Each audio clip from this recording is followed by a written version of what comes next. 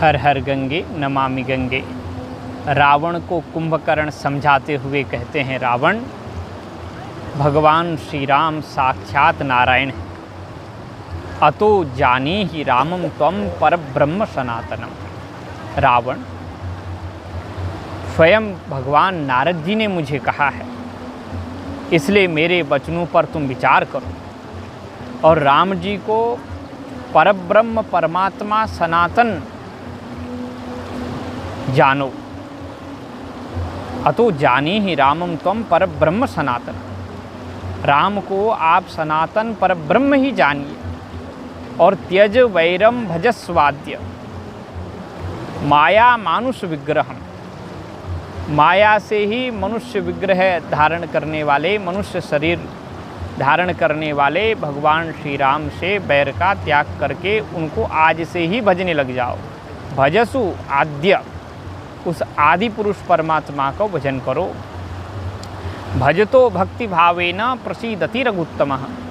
यदि तुम भक्ति भाव से रघुनाथ जी का भजन करोगे तो उसी से वो प्रसन्न हो जाएंगे।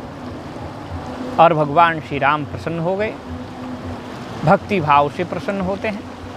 भक्ति की बड़ी महिमा है। भक्ति जनित्री ज्ञानस्य, भक्ति ज्ञान की जनित्री है, जननी ज्ञान की जननी है। भक्ति मोक्ष प्रदायिनी, भक्ति मोक्ष को प्रदान करने वाली है। भक्ति हीनेन यत्किंचित कृतम सर्वमशत समम। भक्तिहीन पुरुष जो कुछ करता है वो सब न करने के समान व्यर्थ हो जाता है। इसलिए भगवान की भक्ति करो, उससे सब कुछ मिलने वाला है। भगवान के बहुत सारे अवतार हुए हैं। अवतारासु बहुसो विष्णुर लीलानुकारेण।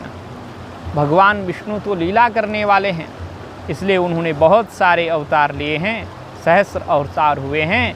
तेषां सहस्र सदृशो रामो ज्ञानमय शिवः।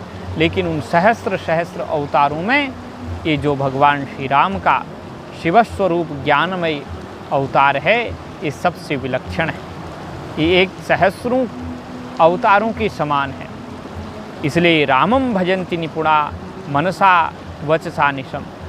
इसलिए जो निपुण लोग हैं, भक्त लोग हैं, वो निरंतर मन से, वाणी से, कर्म से भगवान श्री राम का निरंतर भजन करते हैं। अनायासेन संसारम तीर्थवा यान्ति परम पदम। और भगवान श्री राम का भजन करते हुए अनायास ही परम पद को प्राप्त कर लेते हैं। श्री हरि के परम पद, उस वैकुंठ को प्राप्त कर लेते हैं। इसलिए तुम भी भगवान श्री राम का निरंतर भजन करो, उसी में लगे रहो। जय